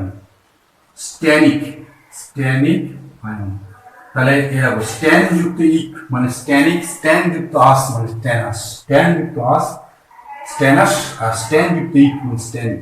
তাহলে তোমরা পরিবর্তনশীল যোজ্যতার ক্ষেত্রে যেটা কম যোজ্যতার হবে তাকে বলবে আস উচ্চারণ হবে, তার নামের সাথে আসটা আসবে। আর যেটা বেশি হবে তার নামের সাথে ইকটা আসবে। যেমন আয়রনটা ফের যুক্ত আস ফেরাস, ফের যুক্ত ইক মানে ফেরিক, কিউব যুক্ত আস কিউপাস, কিউব যুক্ত ইক কিউপিক, মার্কিউরিক যুক্ত মার্কিউরাস, মার্কিউরিক যুক্ত ইক মার্কিউরিক, স্ট্যানাস থেকে স্ট্যানাস যুক্ত আস স্ট্যানাস যুক্ত ইক মানে স্ট্যানিক। ঠিক আছে, তো আশা করি তোমরা এগুলো বুঝতে পারলে। নেক্সট আমরা এই পরিবর্তনশীল যোজ্যতা দিয়ে কিভাবে যৌগ তৈরি হয় সেই যৌগগুলো আমরা কিন্তু তালিকা থেকে আলোচনা করব।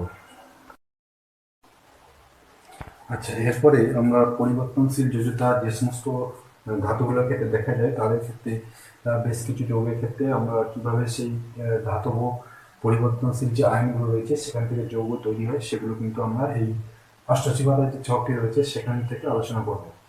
প্রথম যে উদাহরণটি দেওয়া আছে সেটা তোমাদের বইয়ে একটু সমাধান করে দেওয়া আছে, তো আমি তোমাদের বোঝার সুবিধার্থে এই উদাহরণটাও তোমাদের কাছে আলোচনা করছি। প্রথম দেখো যেটা রয়েছে সেটা যৌগের নামের জায়গায় রয়েছে ferrous chloride. Ferrous ferrous chloride ferrous chloride এই ফেরাস ক্লোরাইড এখানে দেখি বুঝতে পারছো যে ফেরাস কথাটা আছে, তো এটা হচ্ছে আয়রনের একটা আয়ন। তো যেহেতু এটা আস আছে, ফেরাসের সঙ্গে কি উচ্চারণ আছে আস, তাহলে এটা আয়রনের +2 আয়নটা হবে। আয়রন তোমরা জানো যে দুটো আয়ন আছে, একটা হচ্ছে +2 Fe+2 এবং Fe+3। তো Fe+2টাকে আমরা ফেরাস এবং Fe+3টাকে আমরা ফেরিক বলে এসেছি। তো এটা যেহেতু ফেরাস আছে তার মানে আয়রন এখানে কিন্তু Fe+2 আকারে থাকবে।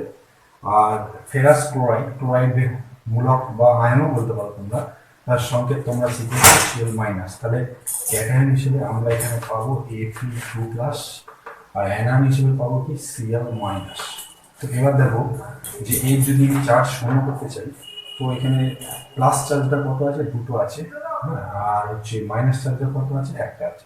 তাহলে এইরকম একটা ফেরাস আয়নকে আমি যদি জিরো করতে চাই তাহলে এইরকম আয়ন পাঠালে দুটো লাগবে। তাহলে আমরা এখানে লিখছি যে একটি ঠিক আগের মতনই Fe2+ এর জন্য আমার কিন্তু দুটো Cl- লাগবে, দুটি কিন্তু Cl- আয়ন। মানে আমি যদি জিরো করতে চাই এদের দুজনের চার্জকে এক করতে হবে, তাহলে এরকম একটা নিলে এটাকে কিন্তু আমাকে দুটো নিতে হবে। তো চার্জের হিসেবটা আমরা এখানে দেখিয়ে দিই, +2 প্লাস দিয়ে হচ্ছে 2 × -1, তার মানে হচ্ছে প্লাস, দেখো +2 আর এটা হচ্ছে +-2 জিরো হয়ে গেল। তো এখানে আমরা তাহলে এই জায়গা থেকে সংকেতটা তৈরি করতে পারবো। তাহলে এটা আমাদের যেহেতু এটা একটা এবং এটা দুটো নিয়েছিলাম সেই জন্য এটা হয়ে যাবে Fe, আমাদের Cl পেয়ে যাবে 2, FeCl2, যৌগটা আমাদের পেয়ে যাবে FeCl2।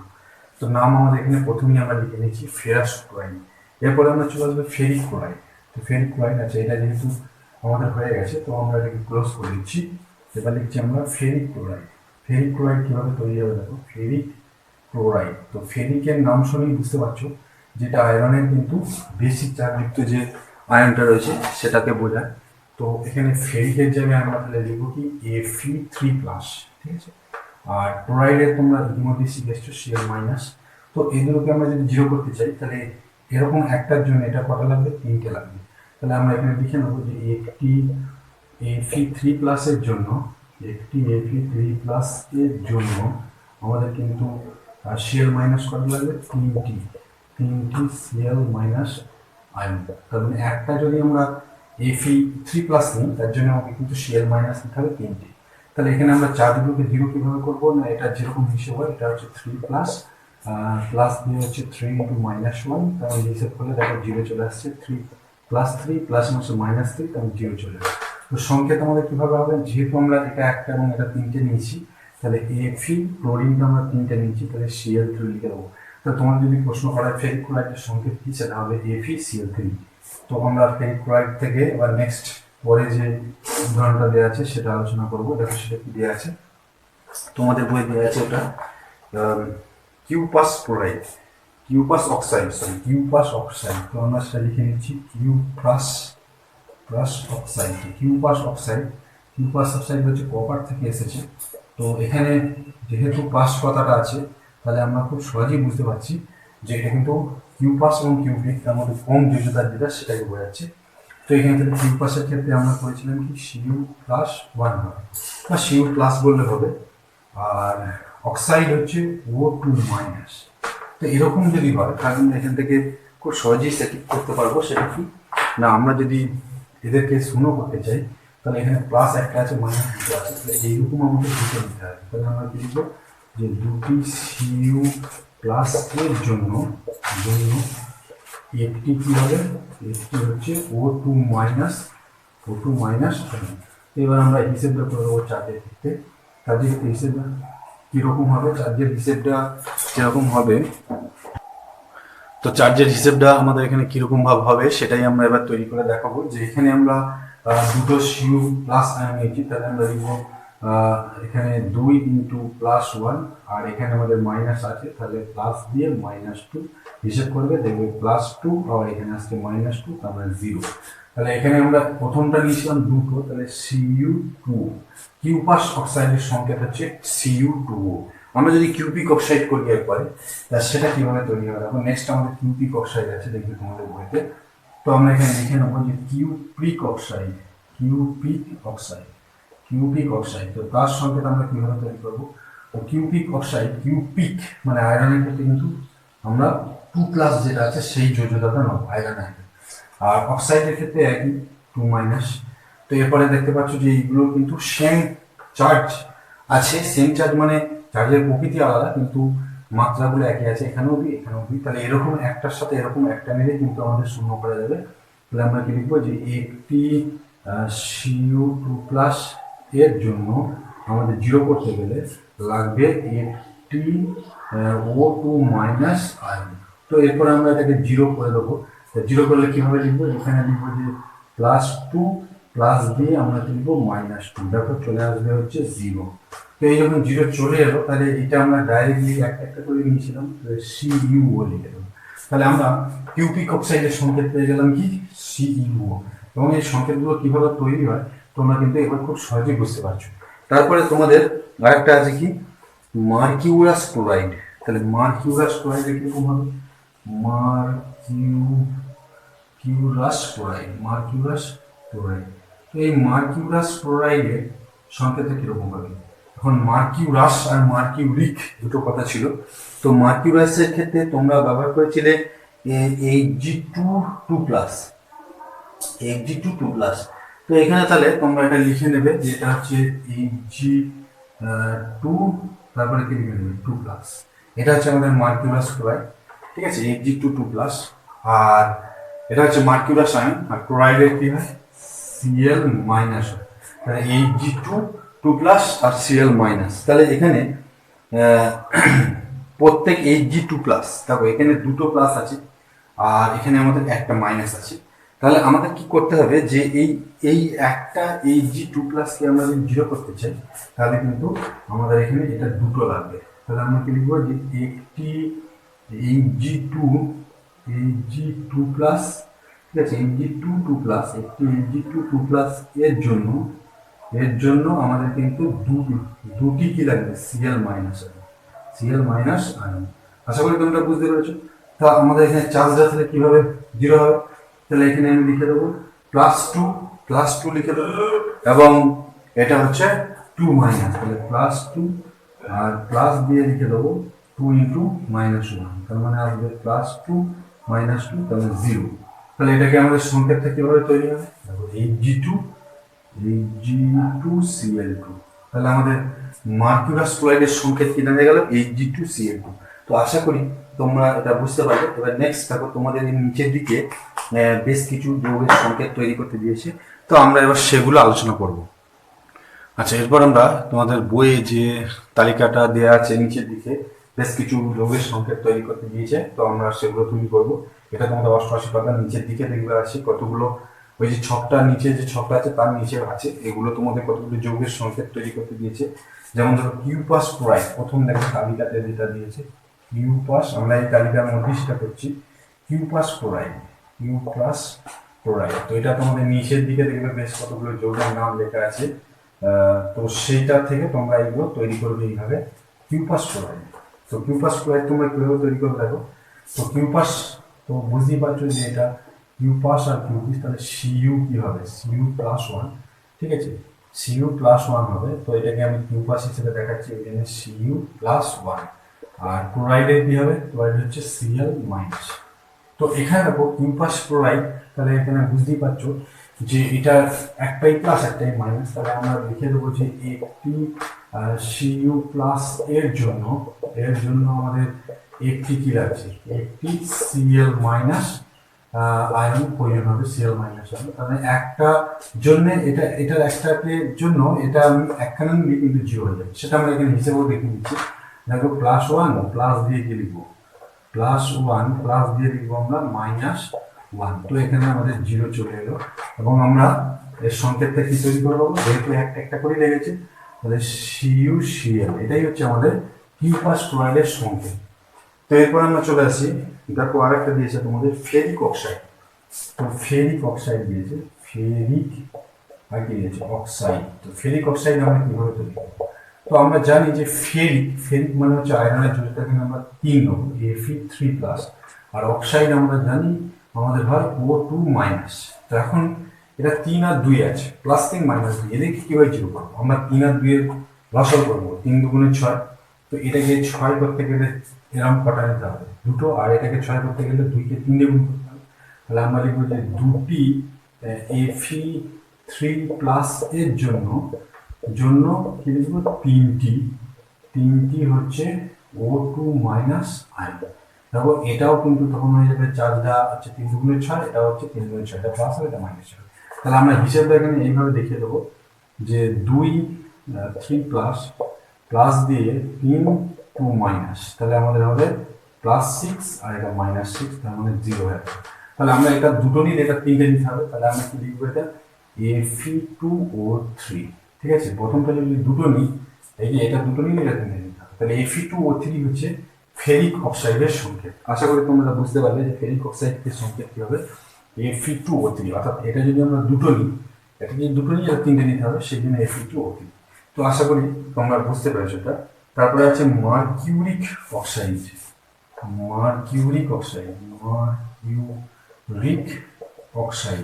তো এই মার্কিউরিক অক্সাইড এটা হচ্ছে মার্কিউরিক মানে মার্কারির বেশি যোজ্যতা যেটা সেটা। তো মার্কারির বেশি যোজ্যতা হচ্ছে Hg2+, এটা হচ্ছে মার্কিউরিক, আর অক্সাইড হচ্ছে O2-। তো এখানে দেখতে পাচ্ছ দুটোই প্লাস আর দুটোই মাইনাস, তার মানে একটা Hg2+ এর জন্য একটা O2- আয়ন লাগবে। একটি Hg2+ এর জন্য আমাদের লাগবে একটি O2- আয়ন। তার মানে একটার জন্য একটা করেই লাগবে, এটা যদি আমি একটা নিই এটাও একটা লাগবে। তাহলে আমাদের জিরো কিভাবে হবে, খুব সহজে 2+ আবার প্লাস দিয়ে 2-, তাহলে এখানে 0 চলে গেল। তাহলে এটা ডাইরেক্টলি একটা করে নিয়েছিলাম বলে HgO। তাহলে মার্কিউরিক অক্সাইড এর সংকেত কি দাঁড়ালো, HgO। আশা করি তোমরা বুঝতে পারলে। আচ্ছা, নেক্সট আমাদের এখানে আরেকটা আছে, যেটা লাস্ট আছে এখানে স্ট্যানাস ক্লোরাইড।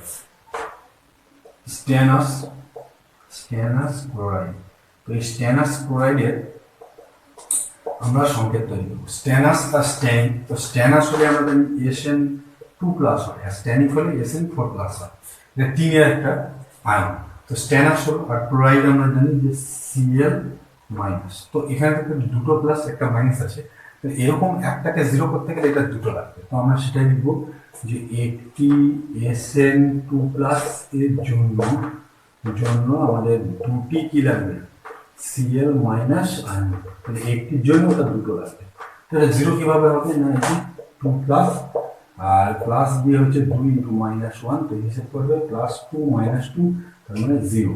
তাহলে এটাকে আমরা কিভাবে লিখবো এবার, তাহলে Sn ওইটা যেহেতু দুটো নিয়েছিলাম Cl2, তাহলে স্ট্যানাস ক্লোরাইডের সংকেত হলো SnCl2, এবং যদি এটা স্ট্যানিক ক্লোরাইড হতো তাহলে SnCl4 হতো। তো আশা করি তোমরা এগুলো বুঝতে পারলে। তো তোমরা এই ভিডিওটা যেটা আমি তৈরি করলাম এটা কিন্তু ভালোভাবে দেখবে এবং এখান থেকে সমস্ত বিষয়গুলো বোঝার চেষ্টা করবে। বিজ্ঞানের এই জায়গাটা এইটার ক্ষেত্রে একটু জটিল, তো তোমরা এই জায়গাগুলো বারবার দেখলে তোমরা কিন্তু ধারণা পেয়ে যাবে। পরের দিন আমরা তোমাদের 89 মানে 89 পাতা থেকে যে মূলক বিষয় সম্পর্কে রয়েছে সেখান থেকে আলোচনা করবো নেক্সট ভিডিওতে।